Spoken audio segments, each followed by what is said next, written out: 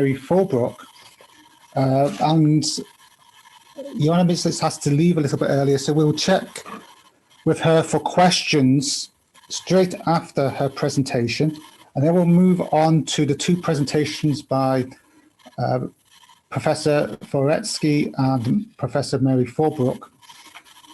As many of you well know, Joanna Michlic has been working on the issues of memory for over a decade, and she wrote a very important book probably about 15 years ago entitled Poland's Threatening Over, the Image of the Jew from 1880 to the Present. More recently, she made a very important intervention in a publication which came out this year, State of the Region report, published by the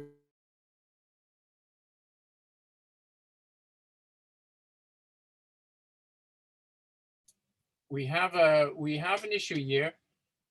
Michael, we don't hear you.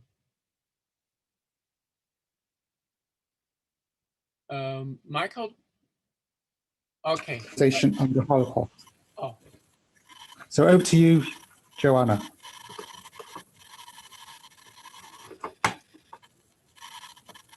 Joanna, yes. Yes, thank you very much for this kind introduction, Michael, and thank you to Michael and other organizers to invite me to participate in this very important tribute to Antony, whom I know since he was the examiner for my PhD thesis. In my presentation today, I will touch upon three areas of my research, so the memory of the Holocaust, the history of childhood, and the history of rescue. And I will now share the screen with you.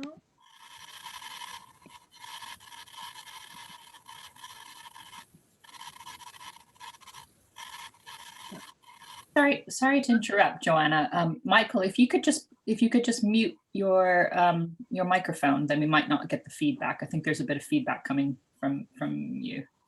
If you could just, if my co-chair could just mute. Sorry, Joanna. No problem. Are we good?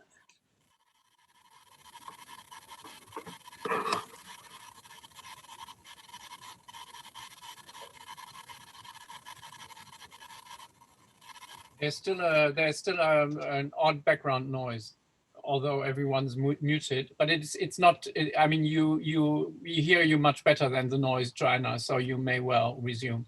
Sorry about that. I'll try to project my voice loudly. That's very good. Excellent. Thank you.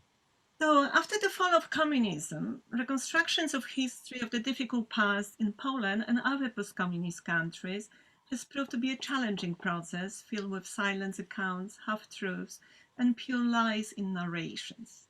History, especially history of the Second World War, has become a precious metal gold, like gold,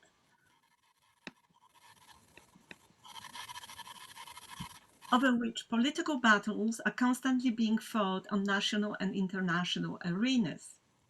Today, in the post-2015 reality, we see how the past few hegemonic traditions, tinted by anti-Semitism to a variety of degree, have been gaining an upper hand in the history writing and the memorializations of the Holocaust, especially in Poland and Hungary, under the conditions of illiberal authoritarian democracies. And here on this first slide, you can see a report done by my colleagues in Scandinavia, recently published in January 2020.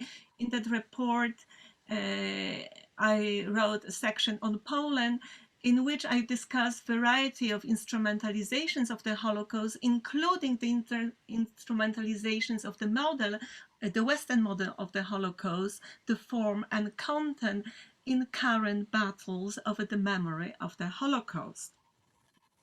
Today, one of the chief goals of the hardcore historical policy advocated by the current Law and Justice government in Poland is to eradicate both the critical history school of Polish-Jewish relations during the Holocaust and that dark history that that school interrogates. The repressive erasure of critical history field of the Holocaust studies is conducted by, firstly, applying legal measures that we have heard a lot about lately in the press.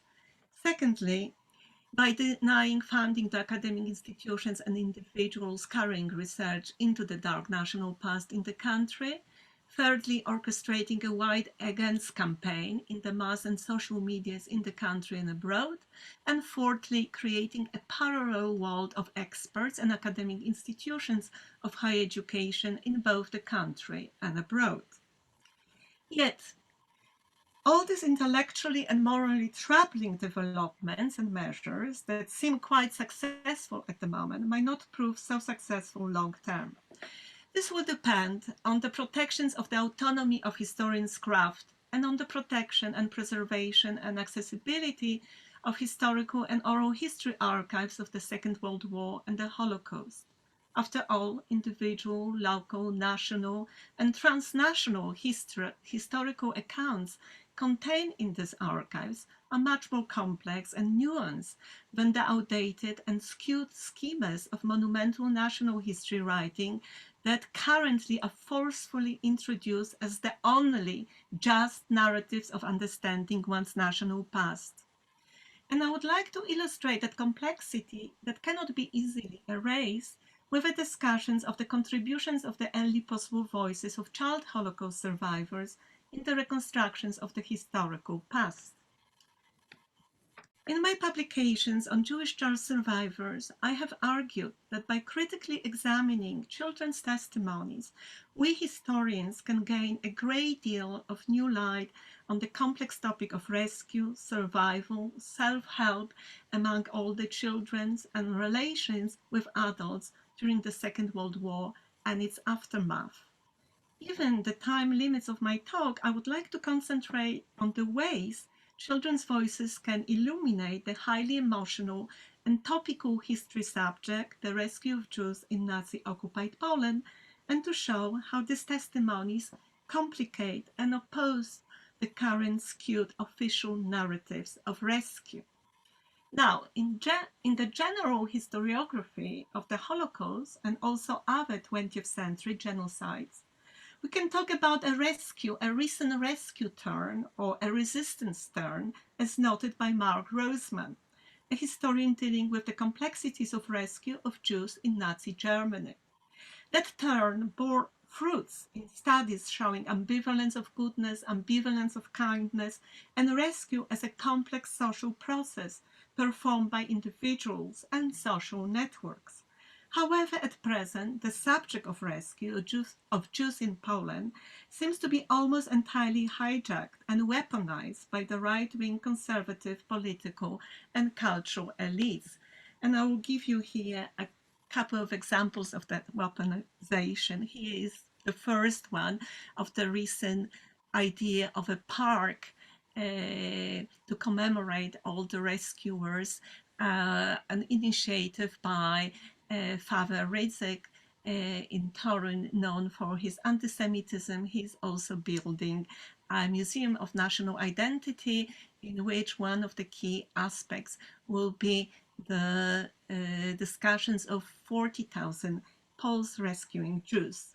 So as a result of this hijacking, weaponization of the subject of rescue by right-wing political and conservative elites, we have proliferation of hagiographic and skewed representations of rescue, and they proliferate in the public sphere and also in the historical studies produced by the current Institute of National Memory that has become, since 2015, the guardian of monumental ethno-national history writing of heroism and bravery solely. And here I will switch to the second example. You can read more about the museum that I have mentioned earlier, the new museum in Poland. So Polish society is bombarded with images and historical narratives about rescue that aim to emphasize a greater solidarity of the Polish majority with Polish Jews during the Holocaust.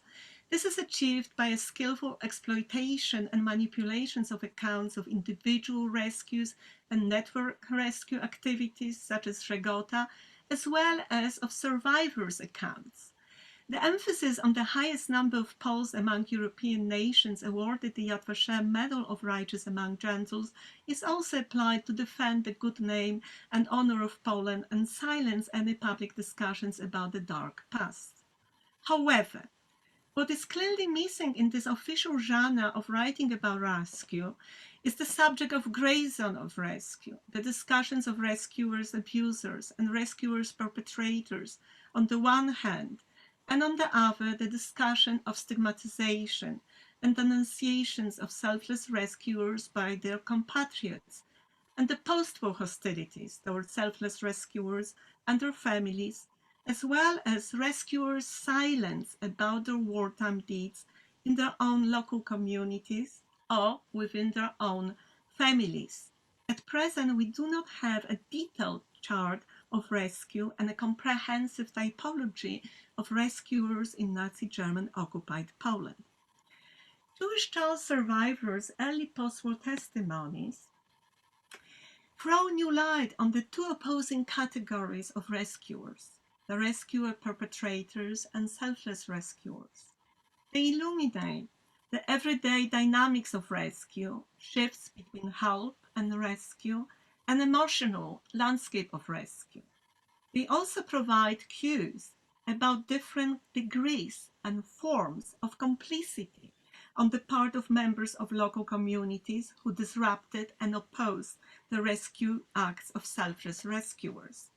Their testimonies not only enrich rescue history writing, but also add depth to, complicate, and challenge popular and skewed narratives of rescue. And I would like to illustrate this with two examples belonging to the categories that I have termed rescuer abusers and rescuer perpetrators. And these two illustrations are typical for this category. A history of the brutal mistreatment of Jewish child fugitives by those who were supposed to rescue and care for them has not yet been written. The picture that emerges from the children's early post-war testimonies reveals a disturbing account of strange intimacy and cruelty inside the home of rescuer abusers. What it should have been a safe shelter was often for the hidden children a space of daily suffering, isolation, and loneliness. The reasons behind abuse could be multiple, and usually it was multiple, ranging from a pure individual cruelty, the social makeup of an individual with anti-Jewish prejudice, the knowledge of Nazi persecutions of Jews, and the calculating understanding that Jews were simply disposable in the eyes of the German occupier, and that one could benefit from the helpless young fugitives by inheriting the property and other wealth of the children's dead parents. Children were capable of expressing what they felt and what they thought as a result of being exposed to different doses of cruelty different. And here in front of you is a testimony of Gisela Schulberg. She was born on 23rd September 1934 into a well-to-do family, and her father was an engineer and was co-owner of a glass factory in Dubeczno near Włodawa, near Lublin. In her testimony of 3rd September 1947, this is how she matter-of-factly describes the 3 years that she spent with her rescuers. And I cite, "My host had 2 sons-in-law, terrible anti-Semites, and they constantly said, 'We have to kill this Jew or give her back to the ghetto.' This is how they talk about me. The wife of the rescuer ordered me to pray to my Jewish God for help. I sat in the room next door and heard everything. The farmer used to say, 'I will not kill her. I do not want to have blood on my hands.' His wife used to say in response, 'You wish to kill me. You do not have mercy over your own children.'"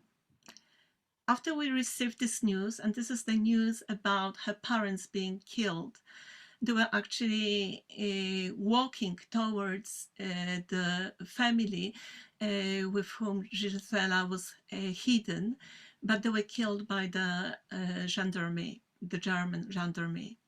After we received this news, the farmer decided to keep me after all, but demanded that I bequeath my parents' estate to him. All days, they would talk only about the estate, nothing else.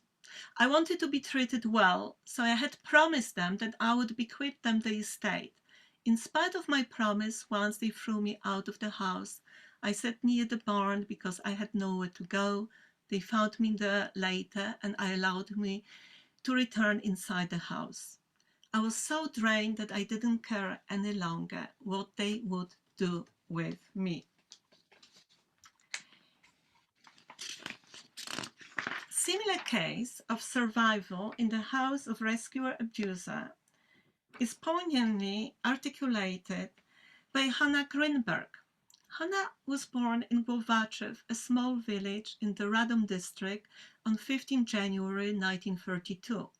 In 1942, the entire Jewish population of Głowaczyw was transferred to the nearby town Kozienice.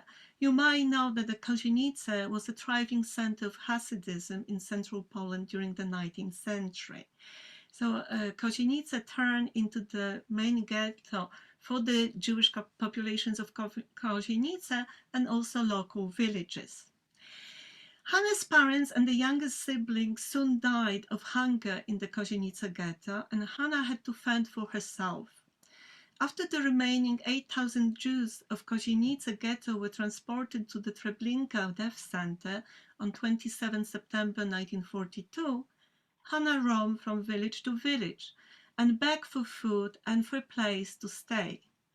One Polish woman, whom she could only stay a few days because there were issues of safety, was a crucial helper, advising Hanna which direction to go and how to convincingly present herself as a Polish Christian girl whose parents were killed by the Germans.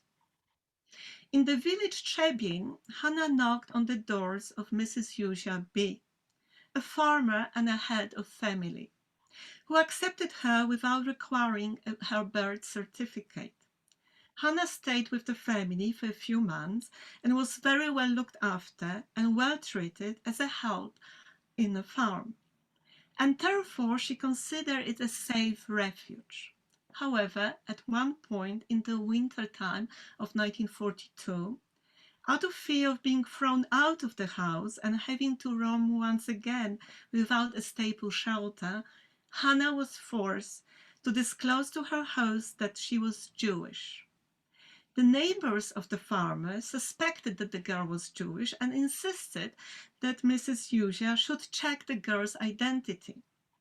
After the disclosure, the woman didn't throw Hanna out, as she needed her on the farm, but instead became a rough mental abuser driven by anti-Jewish prejudices, as you can see that from that account from the early post-war testimony that Hanna Grünberg has given in April 1947 in the Jewish Children's Home in Otwock. She has given 3 testimonies about her wartime experiences during the duration in Otwock Children's Home. And in the first 2 of these testimonies, she spoke vividly about her treatment by Józia B. The woman didn't throw me out because no one else could cope with her. But after the disclosure of my Jewishness, she was awful to me. She didn't give me much to eat. In the winter, she would not give me much bread to eat, arguing that I had not earned it. She often shouted at me and beat me up. I had enough of this treatment and wanted to leave, but she didn't let me, threatening that she would denounce me to the Germans. I was so bullied that I almost gave up on leaving. When terrible bombing began, I didn't go to the air raid shelters, but stayed with the cows in the field. And that latest aspect, the wanting to die by these children, is a repeated theme among children who are in the hands of rescuers, abusers. On this picture, you see actually Hanna in the Otwock Children's Home. She is the girl in glasses, relaxing with her 2 girlfriends. Hanna Grünberg later a resident of Israel. I interviewed her in the year 2004. I came across a file in the Department of Righteous Among Gentiles. Hannah visited UJB after 1989, and she actually was the driving force behind Hannah receiving the Medal of Righteous Among Gentiles. When I interviewed Hannah, why she decided to go ahead with making Hannah righteous among Gentiles, she told me that at that stage she realized after the war, and when she was much older, that in spite of all that abuse, Yuzha B is the woman. Thanks to her, she is alive. And this is also another gray zone of rescue, and that one has to also include in that history of rescue the complications and the feelings, the memory of the painful past, and yet what the survival, actually how the survival looks at that memory at certain different times of her own life. Before I finish, I want to discuss one case of an individual farmer who became selfless rescuer under daring, life-threatening conditions. So someone who acted as a different individual to what Yuzha B was. And here I give you testimony of Szlama Kutnowski, who was born on sometimes in 1929 in Warsaw, and he escaped Warsaw Ghetto sometimes in 1942. And after his escape from the Warsaw Ghetto, Szlomo found work at the farm of Mr. Aleksander Ciemierych in a small village of Zamskie Kościelne in Półtusk district. And at first, Mr. Ciemierych was a decent employer of Kutnowski, who passed as a Christian Polish child. From the testimony of 1945, we learn about that. I had to work hard at his place, but I had enough to eat. He was very good to me when he didn't yet know that I was Jewish, and was still sending me to take Holy Communion in church. Yet, when he realized that I was Jewish, he was still good to me. People tried to persuade Ciemierych to get rid of me, but he told them that his conscience didn't permit him to get rid of me in such a cold winter and to leave me without a roof above my head. Szlama Kutnowski's testimony not only throws light on his relations with Aleksander Ciemierych, but also on the relations between Ciemierych and other members of the village, the social pressure and threats that the farmer had to withstand in order to save the Jewish boy. And we have many accounts of confirming that situation, accounts coming from child survivors, as well from the group of selfless rescuers.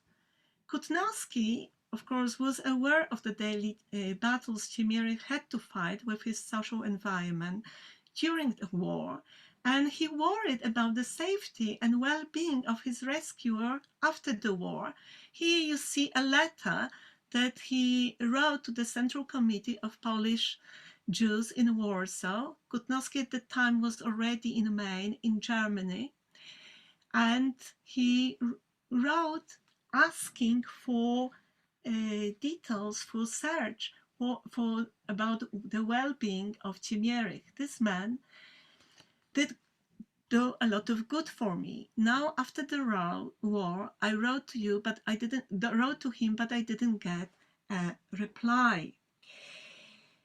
They know me as Jan Chodkowski there. This was Kutnowski's Aryan name.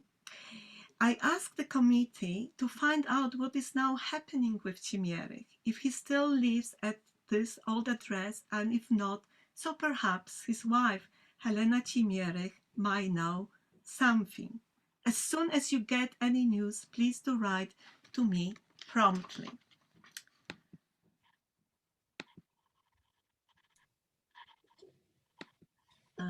To conclude, an analysis of early post-war and later post-war testimonies of child survivors, as well as adult survivors and their selfless rescuers, enable historians to paint a complex and nuanced history of rescue that challenges past categories of perpetrators, victims, and bystanders, and that cannot be easily eradicated and substituted with a naive and ahistorical collective representations of a good savior nation in the name of political goals. It is of utmost importance that we historians continue to integrate these narratives into the different aspects of the history of the Holocaust. That's the most effective way to expose and challenge the current weaponizations of history of the Holocaust. Thank you. Thank you, Joanna, for that very important and enlightening paper. We'll now have a little bit of time to take some questions. So Christine, if you could be so kind as to read out the questions. So far, I actually haven't seen any. So I'm just looking, I've just posted in the chat. So in case you may have sent your questions to Michael already, we're having a little trouble with technical difficulty with the host account. And so if you sent anything to Michael, please do resend it to the chat so that everybody can see it. We can direct your question to Joanna.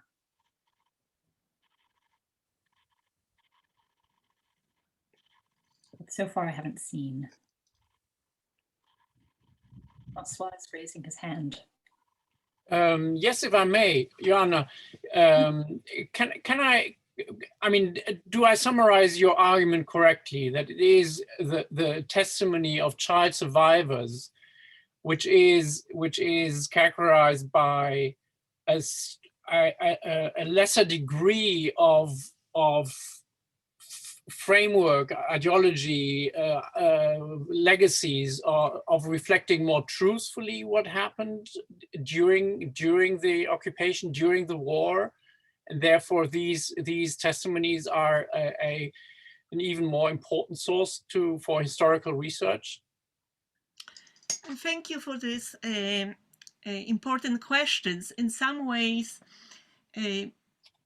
child Holocaust testimonies are the sources that have been neglected by historians for a variety of reasons. And one of them was that they actually were considered not historical evidence, but they were actually considered as voices of children, to study the psychological makeup of the children, first and foremost, and also to prevent future genocides. Never again. So the emotional aspect of these voices was valid more than the content. And actually reading, analyzing these testimonies by using different approaches to these testimonies, including the thick analysis that was put forward by Cliff Gritz, listening also to the different silences in these testimonies, as well as capturing the emotional landscape. Yes, we can actually rewrite the emotional landscape of everyday life by analyzing these testimonies. Gives us actually a lot of material, a lot of cues to write about the rescue. This is my argument. I have worked on with child Holocaust testimonies for more than 15 years, and of course we still don't have the collective history of child Holocaust survivors from Poland either. But what we definitely can say that these testimonies are important. They have to be part of the investigations into rescue as well as brutal violence, because these children, as you can see, they registered that brutal violence. And of course, in the early post-war period, you can argue there is that argument that some adult survivors, their way of looking at the situation might have been colored by they also what have experienced before the Second World War, whereas in the case of child testimonies, we don't have that layer. They were experiencing different cruelties. They were experiencing varieties of anti-Jewish prejudices. Some of these children, especially coming from culturally assimilated families, children whose only identity was Polish. This is how they perceived themselves, first and foremost as Polish.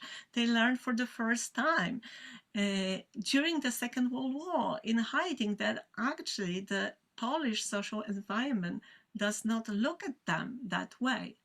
Thank you. Thank you. We have a question from Professor Polonsky, who's asking how many testimonies are in your study? The number of testimonies that I have worked with is 400 testimonies, early post-war testimonies. And of course, these testimonies, this is also one of the interesting history of part of history of children, Jewish children in Poland, and not only in Poland, that these testimonies, one bulk of these testimonies, of course, is hosted by the Jewish Historical Museum. But of course, some of these testimonies are also hosted by the YIVO in New York. Some of these testimonies actually have been taken to YIVO by one of the educator and survivor after the Second World War, and who later work at YIVO Institute. So these testimonies are scattered. We have phenomenal also number of photographs, children's albums from the early post-war years. Jewish children, album from various kibbutzim, children's homes that were taken to YIVO. Of course, the collections, other collections are scattered also in Israel. But what is also very interesting that a lot of precious material throwing light on the lives of the children, dealing with the loss of families, loss of childhood, are still in the possessions of children, valuable possessions. So we have letters, also letters that the children wrote to each other in the Jewish, after they left the Jewish children's homes. And some of this material is still actually in the hands of child survivors and their families. So this is another avenue to recover that history, engage also with child survivors and members of the second generation. This is actually what I have done, and I've been still doing in my research. So it's not only consulting the archives with the testimonies, but also working, collaborating with individual child Holocaust survivors and their families. Okay, well, thank you very much, Joanna. That's very interesting and very important scholarship that you are undertaking. We now have to move on to our next speaker, Piotr Forecki from the University, Adam Mickiewicz University in Poznan. Professor Forecki is known for a number of very important publications, one of which I think was translated in 2010, Od Show do Strachu, From the Shoah to Fear, and his latest book on the debates around the Jedwabne has excited much interest in Poland and beyond. So Piotr, over to you. I'm trying to connect with you, but I don't know if I'm still unmuted or not. No, we hear you. Okay, that's great that we are in touch. Just give me a second to share my screen with you. Host disability participant. Could you allow me to share my screen with you? So actually, this is the issue with our host account. Michael, can you try to make Piotr? I don't know if Michael can. I think he's a bit locked out of his account at the moment. Piotr, if you can actually take a second to just email me your presentation. Just a second. Okay, maybe, but could you give me your email? Or what should I do?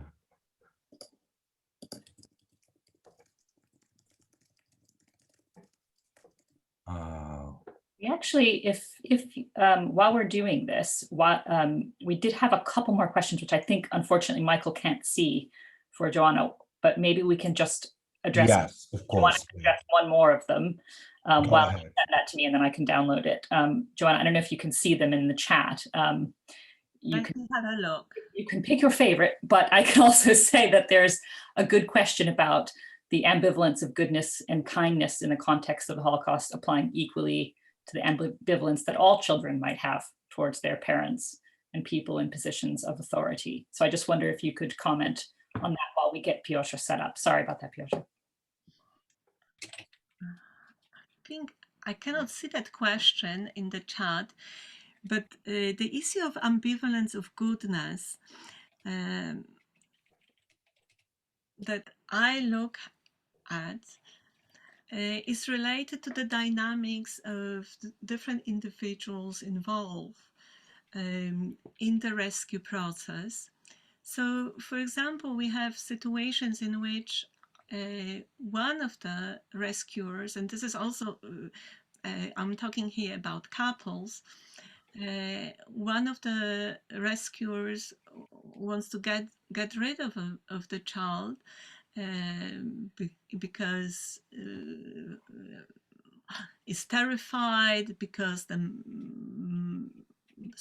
material sources that the child came with are gone, and the other member of the family who seems to play the back role, sadly becomes the person who intervenes and decides for religious reasons. Very often this is the religious reasons that the child we don't get rid of the child, we will keep the child with us, will save the child. So in some ways you see that ambivalence and the shifts of attitudes in everyday dealing with the children. And what is of course important to know, that children very often heard this comments, they live with these comments, and they were aware of the sudden changes of moods of the particular individual with the family that they stayed.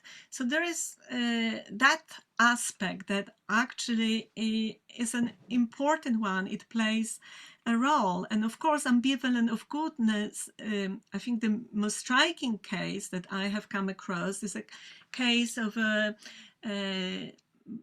baby girl from Borisław who was very well looked after by her rescuers, who became her adoptive parents after the Second World War, and fought with the aunt, the the aunt who was the sister of the father of that girl, and the girl never actually saw her aunt. But it's interesting that these rescuers also rescued another group of 6 Jews in the barn.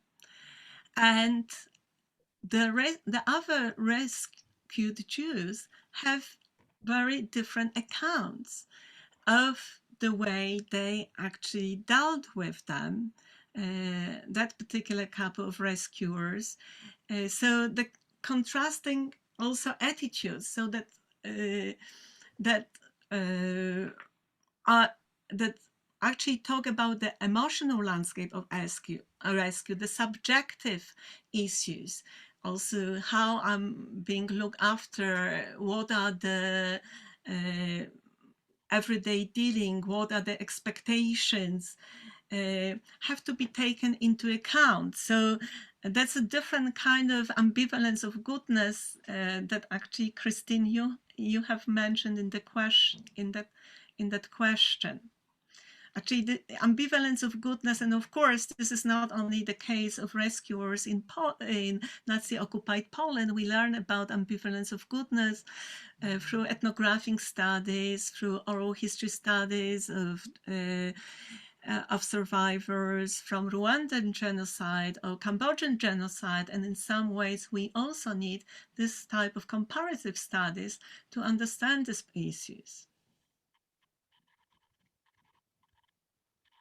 Thank you, Joanna. Thank you. I'm just opening. I have received the next speaker's presentation. Piotr, thank you for sending that, and thank you, Joanna, for fielding one more question while we get set up. And thank you so much for your presentation. So I'm just going to share the screen.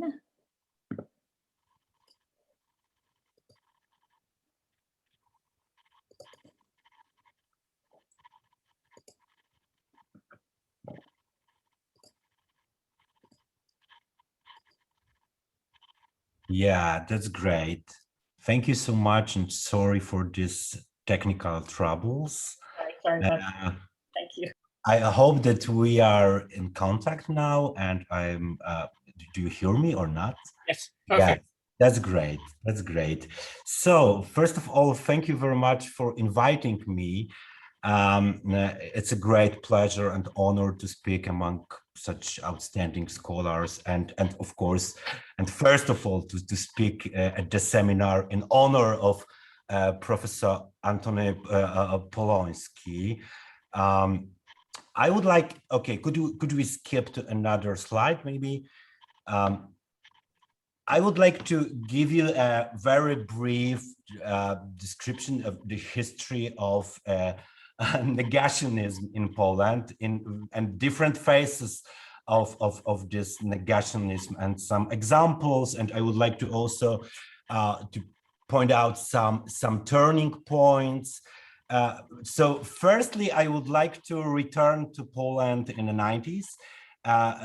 Because this is a very important moment in its history, and it's in history of negationism, because several magazines, negationist magazines, were available to the public. I'm not talking about any, underground fanzines or magazines existing somewhere in the margin, but they were available in let me say, published market. But in Poland, with the exception of widely available books by one of the leading representatives of Holocaust denial, David Irving, the works of other Western revisionists did not find their way to bookstores. But on the other hand, two niche magazines dealt with disseminating their views. The first one was Szczerbiec, and it was kind of a press organ of neo-Nazi party named National Rebirth of Poland. And on the other hand, there was also a second magazine which announced itself as a conservatives and liberals, or magazine for conservatives and and liberals, and the name of this magazine was Szczerbiec. And of course, there was published several articles of Western revisionists, and the text of Western revisionists were published mostly in Szczerbiec, but not only, also on pages of Stańczyk. At this slide, you also can see the cover of the book, announced as the first book in Poland, which was recommended as a book rejecting the myth of the Holocaust. And this book was a kind of selection of texts that were published mostly in Szczerbiec. As I said, I'm not talking about some underground newspapers, magazines, fanzines, where, of course, Holocaust denial was present on the pages, but I'm talking only about openly accessed magazines. Could we skip to another one? Yeah, because I also would like to point your attention to first turning point in this brief description of history of negationism in Poland. And this first turning point from my point of view, and I think that my colleagues will agree with me that not only from my point of view, was the criminalization of the Holocaust denial. And this first important turning point in this history of Polish negationism was passing the Act on the Institute of National Remembrance in 1998. In the article number 55 of this law, it was clearly written that anyone who publicly and contrary to the facts denies Nazi crimes, communist crimes, and other offenses constituting crimes against peace, crimes against humanity, or war crimes should be subjected to a fine or imprisonment for up to 3 years, and the sentence should be made public. What is important also from my point of view, that the enactment of this new law was noted in the pages of journal where the articles of deniers were published, and let this short excerpt from Szczerbiec serve as an example. The Act on the Institute of National Remembrance has so far closed the possibility of public presentation of the scientific research on the Jewish Holocaust. But so many Holocaust myths have collapsed in recent years that even Jewish circles have had to withdraw from their absurd claims. So I think that this is a good example of a kind of a cause and effect response in context of this turning point. And could we skip to another one? But however, so far only one of the Polish so-called researchers has become the infamous hero of the first trial in Poland on the Holocaust denial. In April 1999, and therefore less than 4 months after the establishing of the Act of the Institute of National Remembrance, Dariusz Ratajczak, an employee of Institute of History at the University of Opole, published a book entitled Dangerous Topics. And on its pages, he wrote that inter alia that you can see that Cyclone B was used in the camps for disinfection, not for murdering people. The so-called sauna was used for bathing in the camp. Stories by survivors that they have seen the gassing of people are worthless. Selection to gas chambers was a simple division of newly arrived prisoners by age, sex, and health condition. Of course, I can give you more quotation from this book, but I think that it's absolutely enough. And although the court recognized Dariusz Ratajczak as a Holocaust denier, it discontinued the case due to so-called the low social harmfulness of the act, the court ruling emphasized that this book was published in the very small edition, of which only a few copies were sold, and the rest of them were distributed among students and among friends of the author, and of course so on. But so far, this is the only one Holocaust denial on trial in case of Poland. And could we skip to another picture? Because now I would like to say a few words about the second very important turning point from my point of view, and it was, of course, the Jedwabne debate, the debate which was sparked off by publication of Jan Tomasz Gross' Neighbors. And Jan Tomasz Gross wrote that in the summer of 1941 in Jedwabne, Poles murder, of course, local Jews with their own hands. And it was a very brave and plain description without any attempts to neutralizing this particular crime. And as I said, this publication sparked off a very stormy and very long-lasting debate, and of course, and Joanna Michlic and Antony Polonsky also wrote about it. So, and I think that this debate is well known not only in Poland but also abroad. This debate also sparked investigation leading by Institute of National Remembrance, which initiated an investigation. And just let me say that, of course, this investigation confirmed the content of Jan Tomasz Gross' book. But I would like to tell you about some different Gross effects, not only a great opening or the breakthrough in the research on the complicity of the Holocaust in Poland, but also about some different result. And could we skip to another slide? Because the publication of Neighbors resulted not only in a stormy and long-lasting debate over Poles' complicity in the extermination of Jews or in the research advancement in the field.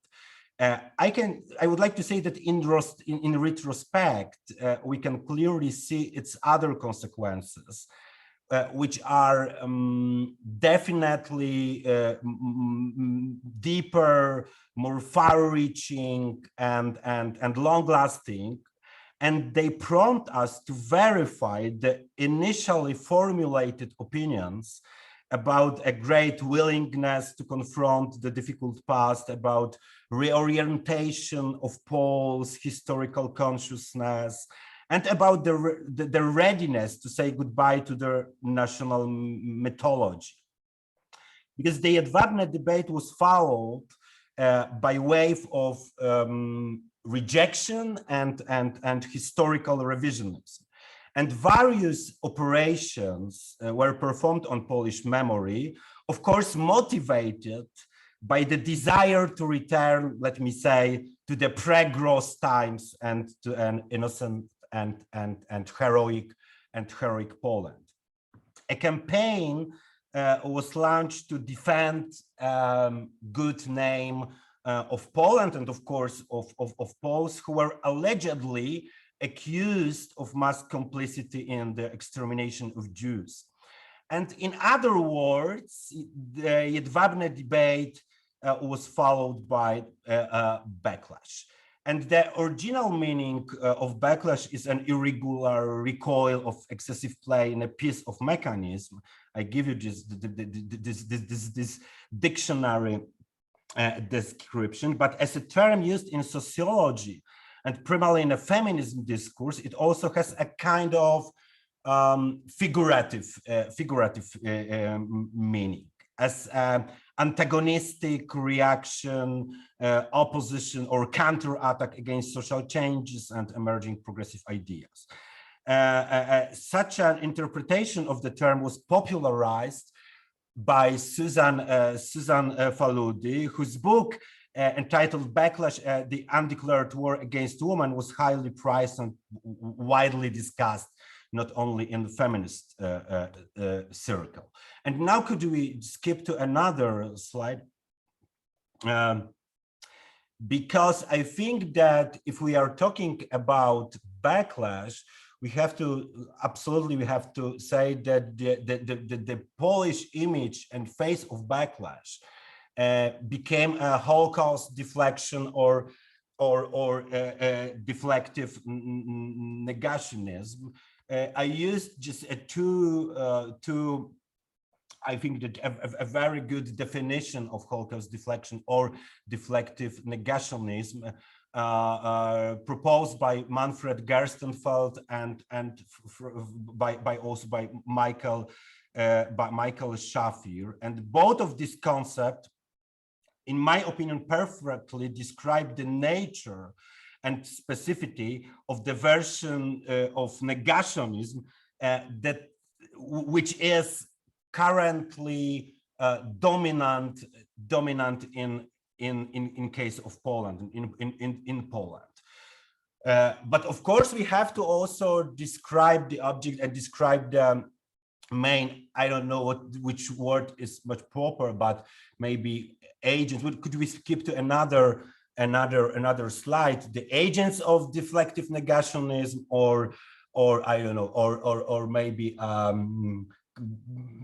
symbolic allies. Yes, I don't know what word is the better, but we can talk about agents of deflective negationism, because this is a very various group, because the participants in the post-Jedwabne backlash who joined the government in building defensive ramparts were also various representatives of Polish symbolic allies. They include journalists, columnists, researchers, experts, artists, and Catholic clergy. I pointed out some examples of people who are still taking part in this deflective negationism. And now I would like to give you some examples of their common endeavors and efforts. And could we skip to another slide? Yes, so I think that the very important example is the progressing erasure of Poles' responsibility for the crime in Jedwabne. But of course, we can treat the word Jedwabne as a keyword and as a symbol and the metonymy and on the pars pro toto rule, the representation of crimes committed by Poles against Jews in many different towns during the Holocaust, because this I think that the Jedwabne became the main symbol of Poles' participation in the extermination of Jews, but of course now it doesn't describe only this one particular crime. I give you a piece of quotation from main Polish public figures like head of ruling party Law and Justice, of course, Jarosław Kaczyński, and President Andrzej Duda, and head of Institute of National Remembrance Jarosław Szarek, and of course, former Minister of National Education Anna Zalewska. All those quotes and all of them concern the crime in Jedwabne, and of course, this is the example from the high level, from state authorities, from leaders of ruling party, and so on. But I would like to say that their efforts are a kind of common and the grassroots efforts. And now could we skip to another slide? Because several publications by historians are available on Polish public and on Polish publishing market, and I give you just a sample examples of covers of this book, but the titles of these publications say a lot about their content. this black one, Return to Jedwabne, with this description: you have met the created version of the Holocaust, now learn the true, or Jedwabne, Anatomy of the Lie, or Operation Jedwabne, Myths and Facts, and Jedwabne, in Eyes of Witnesses, and many others. And also some examples from, let me say, maybe popular culture. Could we skip to another?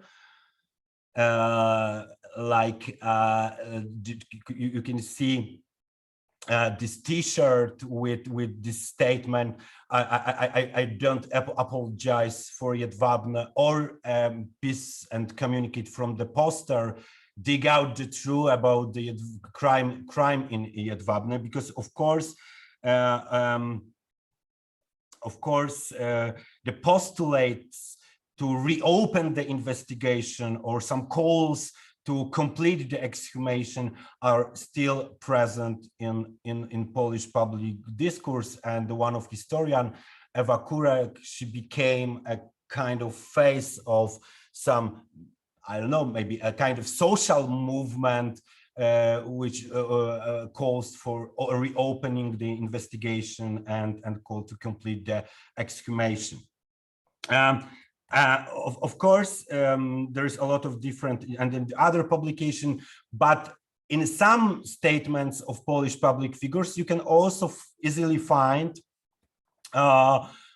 some version of deflective negationism, referring to other pogroms or other crimes committed by Poles against Jews during the Holocaust or directly after the Holocaust. Could we skip to another slide, because I would like to give you one example of such a public statement given by Przemysław Czarnek, Minister of Education, Polish Minister, of course, of Education and Science, a fresh member of Polish government. Before he became a minister and member of the government, he called for the removal of the memorial created by artist Dorota Nieznalska. And this memorial feature, you can see this memorial, a heap of charred logs arranged in the shape of burning stake with signs denoting places where Poles had killed Jews during and after the Holocaust. What was the opinion by Przemysław Czarnek about this installation and this art? Because of course we are talking about some obvious fact presented in an artistic form, but Minister of Education and Science called false, scandal, and anti-Polonism. I think that the word negationism is perfectly appropriate to describe his statement. And now I would like to tell you also about other very vivid and very worth of noticing tendency. Could we skip to another slide of this deflective negationism? I call it a blaming Jews because this is the proposition of changing perspective to talk about some crimes committed by Jews against Poles.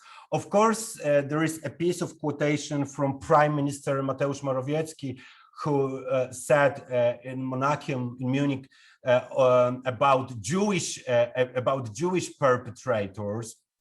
I don't know; it's a good translation of these words, but I did my best.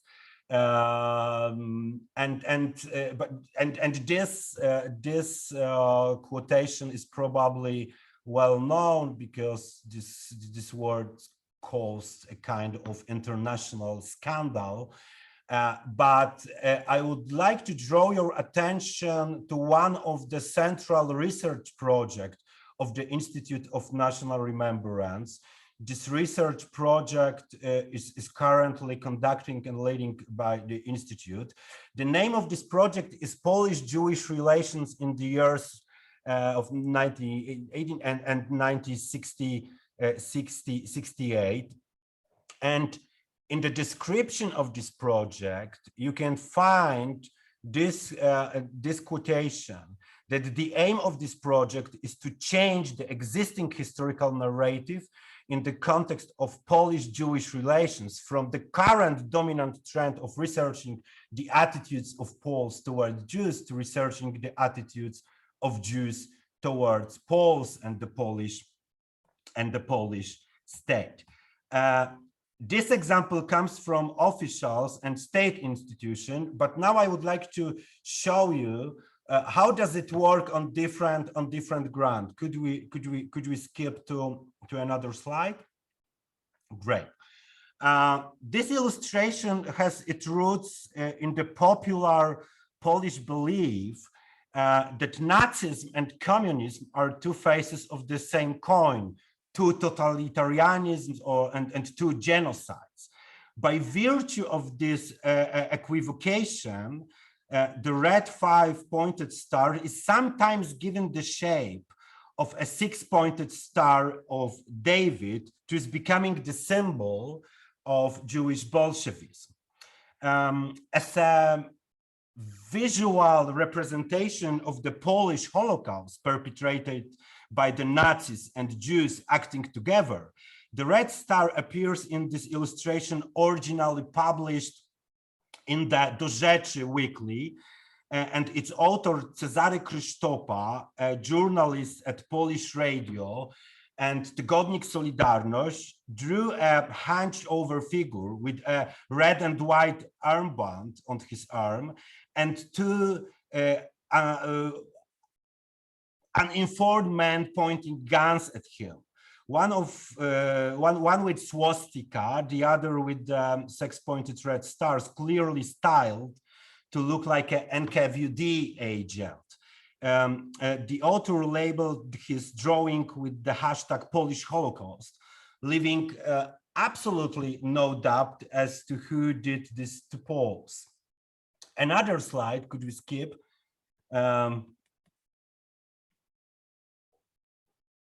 Yeah.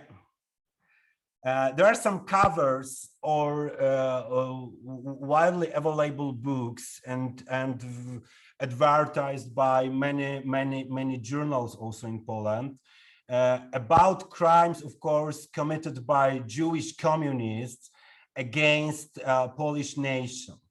The first one on the left side, the translation of the title is "The Torturers."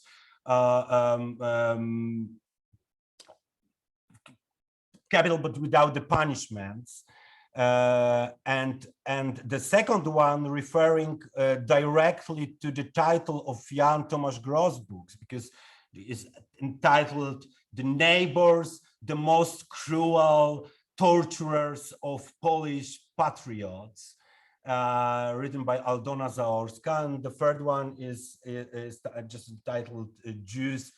Stories politically incorrect" by Piotr Zychowicz. This is also a picture of this tendency of blaming Jews blaming Jews about crimes committed against Poland. Could we skip to another slide? Yeah, this is the very fresh picture from a Polish national TV. There are a kind of, this is a kind of a very popular photography, but this photography exists in different variations. But very often talking about the Jewish communists, the same faces are showing as representatives of a kind of a monster, of a multi-headed hydra, which committed a lot of crimes against Polish nation. And 2 weeks ago, this picture was also published in Polish TV. And could we skip to another? Of course, I think that this face is supposedly well recognizable. There are some covers of different Polish journals, magazines, and also because this is also a tendency to talk about Jewish perpetrators of the Holocaust. The first cover, or yeah, this the policemen from the Warsaw Ghetto. The second, with this is the question without the question mark: Jewish police, victims or perpetrators, but without question marks, as I said. And the third one is a portrait of Chaim Rumkowski, and with the description, dictator of the ghetto. So these covers are also a kind of proof of this tendency I'm talking about. But now I would like to skip to another and almost last one slide. Yeah, I would like to tell you also about some meaningful transfers or some meaningful promotions. This is the story about the current employees of Institute of National Remembrance, and their biographies and their stories are also a kind of proof that the circle of negationists are some circles, some previous and some circles from the past are present in Polish public life, but as different actors and who played different roles. For example, Mariusz Bechta, who's employed in the Warsaw unit of the Institute of National Remembrance. He's employed as a specialist in the Historical Research Bureau, but he is a former promoter of Nazi and racist music bands and bands like Conquista 89, Twierdza, Honor, Legion. I can give you a lot of examples of such bands, but he was also a book publisher of such authors like Juliusz Ewola and Leon Degrelle. He is editor-in-chief of Templum Novum, where texts of Benito Mussolini and David Irving have been published, and he was honored and decorated by Andrzej Duda with the Golden Cross of Merit for disseminating of knowledge about the recent history of Poland.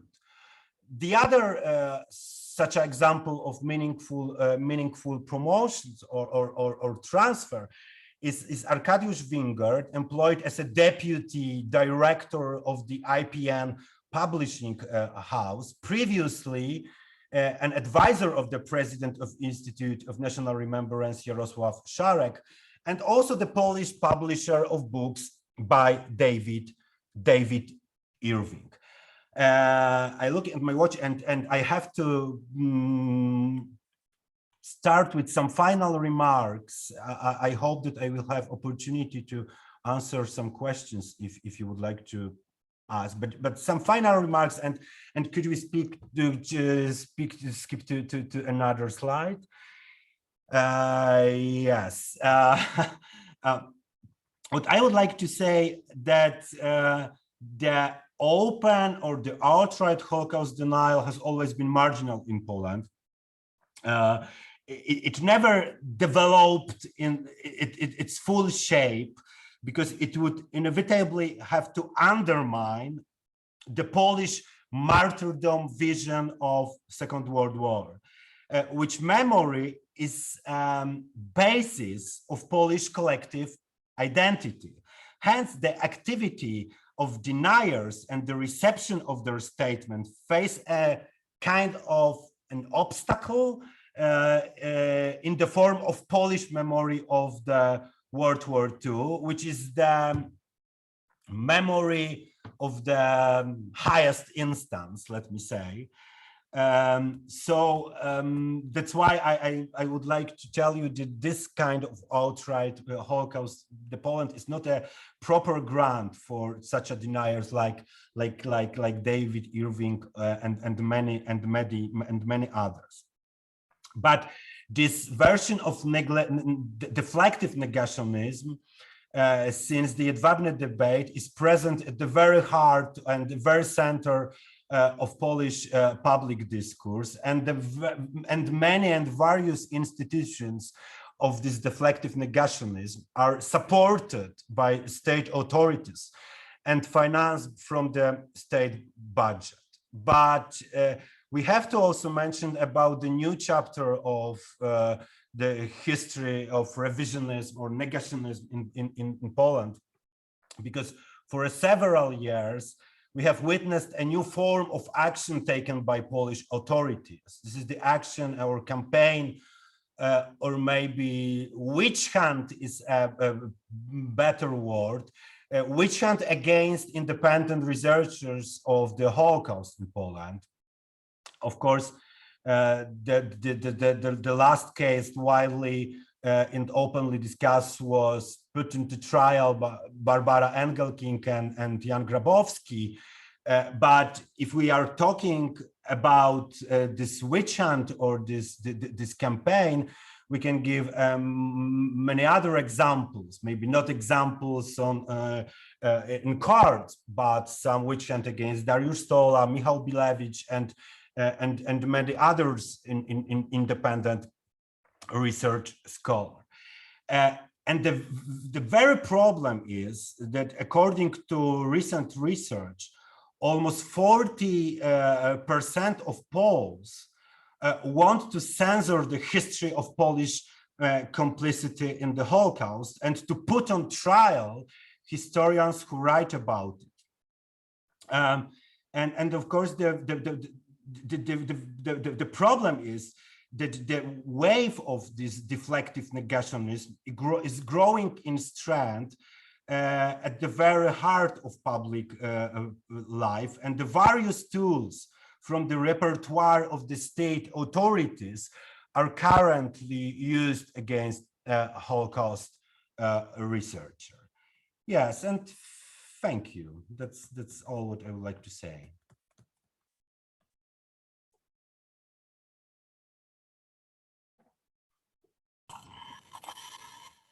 Thank you, Piotr, for that very informative and in many ways disturbing account, which has profound implications for Holocaust studies, but also for scholarly culture as well. And I think that's quite important. What we'll do is we'll bunch your questions after our next speaker. So we'll have a chance for cross-scholarly dialogue after our next speaker, who is Professor Mary Fulbrook from UCL, who is one of the most outstanding historians of her generation, is the author of a number of prize-winning texts, including A Small Town Near Auschwitz, which focuses on Benjamin, a very important book which won the Frankel Prize, I think, in 2012. And also more recently, Reckonings, which is a very important book, and I advise everyone or suggest to everyone that they take a look at that particular text. So, Professor Fulbrook, the floor is yours. Thank you. Thank you very much. And it's been really fascinating to hear these papers today. I am going to do what Antony Polonsky suggested this morning, which is to focus a bit more broadly than just Poland. I think Antony said we will be discussing the Holocaust in Eastern Europe. And what I shall do is focus on the question of complicity, which is really what is worrying the Polish debates, as we've just heard in great and really fascinating detail. But I shall try and put this into a broader comparative perspective. I'll talk first of all about German complicity, because Germans were, as you know, at the heart of the driving force of the Holocaust. And then I'll do an extremely rapid 10-minute tour of most of Eastern Europe as best I can to talk about some of the current research on the complicity and the involvement of ordinary people in the local populations. And my starting point really is what we've just heard about, that research, we thought research on perpetration complicity in Eastern Europe could really open up with the collapse of the Iron Curtain, as the archives in Eastern Europe were increasingly opened, particularly to Western researchers. And we thought we could understand more and more, and the whole field really did explode in the 1990s and early 2000s. And yet what we have found is this backlash, that debates at the moment in many Eastern European states, not just Poland, Lithuania, Latvia, the Ukraine, and so on, are very much predicated on something I find strange, which is the myth of a mono-ethnic national identity persisting over decades, that it is still possible in some way to defame or defile by pointing out that people 2-3 generations ago were complicit in the mass European extermination of the Jews. And what I'm going to try and do is set the current debates over Poland into a far wider historical perspective, sketching in, first of all, the German case, the question of complicity in Germany, and then sweeping around Eastern Europe. And what I argue is that local configurations everywhere shape the extent and the character of complicity, and that more general questions have to be raised, therefore, on a European-wide scale about involvement in and facilitation of acts of perpetration. And I think that if historians, as we are trying to do today, adopt a more differentiated, more analytical approach, they can puncture not only the myths that constitute historical distortion, Holocaust, negationism, and what we've just been hearing about particularly interestingly, but also help to puncture the myths of mono-ethnic nations that feel threatened by historical truth-telling. So let me start very briefly with the questions of German guilt and complicity. Obviously, Germany has been studied extensively, and we know more and more about processes of policy formation, politics at the top. We know a lot about resistance movements. What we don't, I think, yet fully understand is the involvement of what I call the muddled middle, the millions of ordinary Germans who somehow went along with it. And the questions that I would like to raise have to do with the extent to which the vast majority of Germans did or did not eventually become complicit. I would argue, looking particularly at testimonies to do with the 1930s, that we can ascertain a shift over time from initial widespread conformity, a falling into line that was a matter of performance, into a more active compliance with a hostile environment. And I use that phrase very specifically because I think certainly in Britain, we have become very aware of the meaning of what compliance with a hostile environment might mean in recent years. And it's interesting to note that in the mid-1930s, many Germans do seem to have felt that they were in some way becoming increasingly, through their compliance, becoming increasingly complicit in systemic racism. And Kristallnacht, in some senses, on a small scale, was a rehearsal for what was to come. Now, the question about German complicity becomes far more complex once they are at war. Many more Germans were brought into new roles in the growing machinery of persecution, with a massive expansion of the system of concentration and labor camps, the swelling ranks of administrative staff for the annexed and occupied territories, the Germanization policies, not least in Poland, in the annexed territories in the Vaterland particularly, and the rapidly expanding exploitation of foreign forced labor. So mobilization of a nation at war effectively turned the vast majority of people who developed in these structurally new roles into accomplices in an inherently racist national mission, whether willingly or otherwise, and for many of them it seems to have been willingly. But when we look at, this is a session on memory, and I have a problem with the notion of memory when it's used as a sort of collective sense rather than individual memories. But when we look at the individual memories and self-representations of Germans who were involved in these policies of Germanization, administration, population resettlement, ghettoization, exploitation of forced and slave labor, it's striking what little evidence we find of any sense of guilt. Rather, and this is an interesting question about Germany, which has this great reputation for facing up to the past, rather the confidence trick affected after the war limited guilt to the narrow definition of criminal culpability, and this concentrated people's minds primarily on direct physical violence. So the less immediate consequences of Nazi occupation policies, causing death at a distance, as it were, by reduction of rations, movement into ever more cramped and unhygienic housing conditions, brutal exploitation of labour, seem not to have unduly troubled the consciences of those who participated.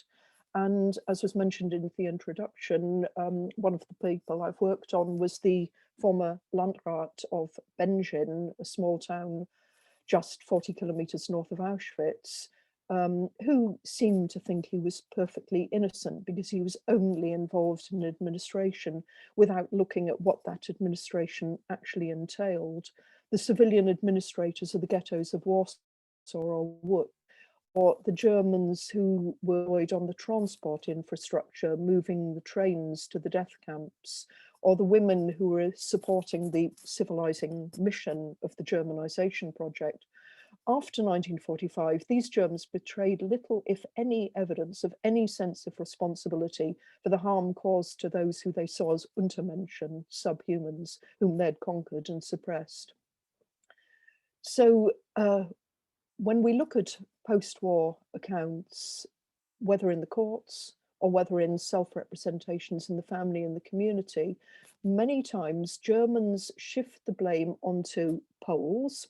It's quite extraordinary, actually, blaming the Poles for being more anti-Semitic than the Germans in some cases of individual accounts, or the real Nazis, because they weren't really a Nazi despite being a member of the party. And many of these accounts betray evidence of persisting racist sentiments. Meanwhile, the testimonies of victims and survivors provide agonizing evidence of the damage and destruction caused by German occupation policies and practices. So I think when we're discussing the complicity of Poles, we have to bear this wider picture in mind and remember the Germans. Now, the question then comes up of killings and involvement in killings. And again, I'll just briefly talk about the Germans before I move all around Eastern Europe. Hundreds of thousands were actively involved in killing non-combatant civilians. We tend to focus on the SS, the Einsatzgruppe, and the police battalions, but the army was also deeply implicated. And ordinary soldiers, perhaps 750,000, were involved in killing non-combatant Jews, Roma and Sinti, mentally and physically disabled, Soviet prisoners of war, and others considered to be partisans or a threat. Mass involvement in collective violence on this scale raises the question of ideology, individual motivation. I think, and this is something we could debate, that for most of those people who are mobilized, ideological justifications in terms of anti-Semitic tropes were to some extent a consequence of involvement in violence rather than a cause of it, that they had to resort to those kinds of justifications, Der Stürmer was right, etc., after being shocked by what they were not merely witnessing, but also participating in. So that is something we could discuss. But my argument would be that out of ordinary Germans and ordinary bystanders, a very large number became effectively complicit in ways that really need continued research. And it's something that German historians are doing, and are doing in ways that are widely supported in an arena of free and open debate, very unlike the current situation that Piotr just described. But the Holocaust was a European project, and this is the second part of what I want to say. German initiatives were, of course, the principal force propelling the European-wide slaughter of Jews. But we can't understand the Holocaust, and particularly we can't understand the different survival rates of Jews in different areas of Europe, if we don't also look in much more detail and systematically, comparatively, at the different regions and the surrounding societies, the nature of the people who affected Jewish survival chances. So different questions obviously arise in Western Europe. than in Eastern Europe, and I won't go into Western Europe at all, but obviously the questions of collaboration and complicity have to be framed rather differently in Eastern Europe, where it becomes a question also of complicity in killing or facilitating and then benefiting from mass killings. And I think it's important also to say that there are many important factors. Timing, the stage of the war, geopolitical location made an enormous difference to outcomes in terms of Jewish survival rates. So what I'm going on to say about the significance of social context has to be set in that in the context of that qualification. But what we can do is, and this may help the Polish question actually, what we can do is rapidly look at some of the key factors that were involved that help to explain differences across Eastern Europe. Jedwabne has been discussed extensively and we've just heard about it, but there were numerous such incidents, and a recent analysis by Kopstein and Wittenberg found that pogroms occurred in about 10% of localities in Poland's eastern borderlands. And they argue that these were rooted in inter-ethnic power relations where a non-Jewish majority felt threatened by the Jewish minority and sought to rid itself of potential political rivals at a time of weak state control. I don't want to go into that argument. I just point this out as a context for the Jedwabne debates. But it's very clear when we do start looking at some other Eastern European areas that organized political movements and aspirations for national autonomy were often key mobilizing factors. So Lithuania, where German instigated killing of civilians started almost the moment the border was crossed in June 1941, the nationalist, anti-communist, anti-Semitic Lithuanian Activist Front was mobilized, having been founded with Nazi support in Berlin in March 1941. And it was now used by the invading Nazis in what they tried to incite as spontaneous violence. This was most evident in that horrific incident in the Lietuvkis garage in Kovno, Kaunas, but the massacres of Jews by Lithuanians across the state is very, very evident and has been recently written about in horrific detail by Ephraim Zurov and his collaborator, Ruta Vanagate, whose name I'm probably mispronouncing. The Lithuanian killers even formed a roving commando under German leadership, Joachim Hamann, known as the Roll Commando Hamann, which was sufficiently reliable to be deployed in neighboring Byelorussia.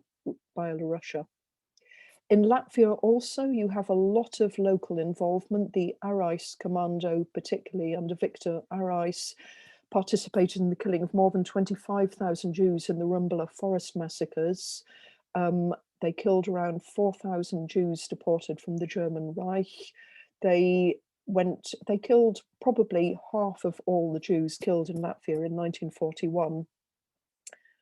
Elsewhere in Eastern Europe, you don't get quite such organized local activists, but they were very often easily co-opted to become auxiliaries to Germans. And there's been a lot of debate about the extent to which local populations were or were not anti-Semitic. And this has affected history writing, particularly debates over the extent to which local populations were more repressed by fear of the Germans, were well-meaning but couldn't do more than they could do, or whether they were actually deeply anti-Semitic.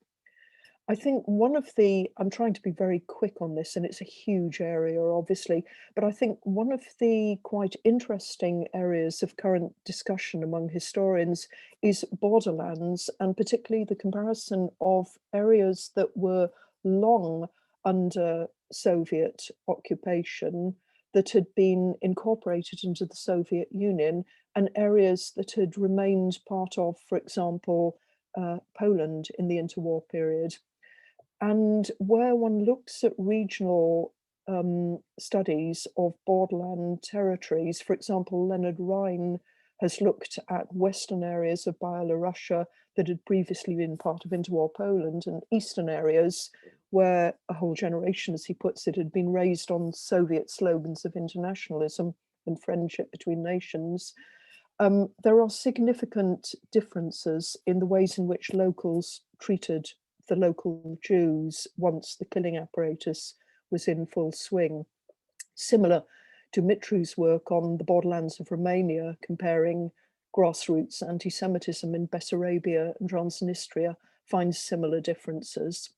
Raz Segal in the Subcarpathian Ruthenia. I just mentioned these as some fascinating recent regional studies which show just how much difference was made to local anti-Semitism depending on the extent to which people treated Jews as different beyond their own community, their own moral community or community of moral obligation, or whether they saw them as part of the same civic universe, fellow citizens. This, unfortunately, in the end, made precious little difference to the fates of many of those Jews. What really made the most difference was the extent of repression and the period during the wartime, and the state policies relating to the period of the war. But I think it's important that all of these kinds of studies effectively add up to a picture in which it becomes clear that exploring questions of complicity in the Holocaust have a lot to do with many factors other than a particular fixed national identity that can be defiled or defamed by later historical analysis of complicity. So let me conclude with a provisional balance. Ultimately, what mattered most was the timing, strength, and character of repressive forces within specific contexts. Survival rates for Jews were low in areas where Jews were unable to flee elsewhere, with variations over time. But the differences were marginally affected by the character of surrounding societies. In Eastern Europe, willingness of locals to be mobilized in pursuit of German anti-Semitic aims was greater where they perceived a contribution to longer-term political interests, as at first in Lithuania and Latvia, but less so in areas of Belarus and Ukraine that had long been incorporated into the Soviet Union. Even without such political aspirations, however, material gains could also act as a powerful motivational force. Willingness to be involved was also related to the extent to which people could resort to an ideological repertoire for justifications for the horrific treatment and murder of victims, many of whom they knew personally. The question of variations in the ways in which people dealt with reactions of revulsion at the sight of killings requires further exploration. We all know Himmler's famous Posen speech, but I think it's very interesting also to see the ways in which ordinary Eastern Europeans dealt with the moral scruples, the pangs of conscience, and the deep distress and upset that some of them experienced when seeing their schoolmates, their neighbours being led to the pits and shot. And I think Father Patrick Dubois' most recent book, In Broad Daylight, I think it's called, is quite staggering in the ways in which elderly Ukrainians remember still the names of their school friends who they went and witnessed the killing of. So the kind of memory that one has is a very ambivalent memory.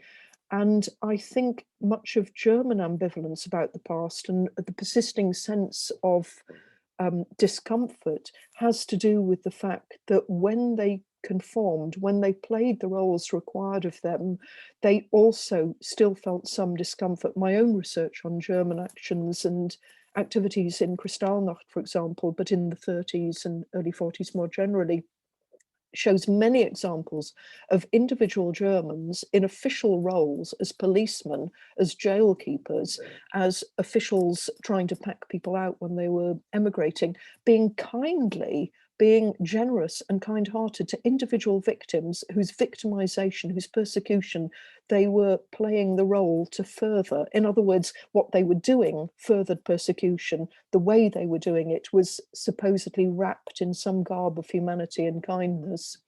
And I think this kind of ambivalence is something that we have to write back into history, even on the part of those who were complicit or involved in perpetration.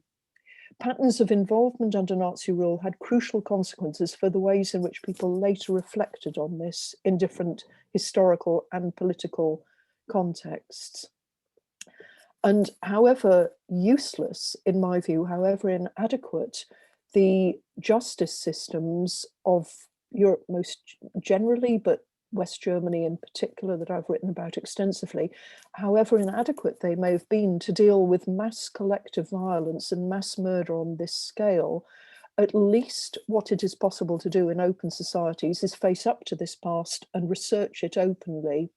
So I think it's important, all the more important now, that historians develop conceptual and empirical and comparative work that will allow ideologically charged national narratives of the sort we've been hearing about to be challenged and critically evaluated, and that citizens ensure that the conditions for freedom of speech, of debate, and of academic research are sustained. Thank you very much.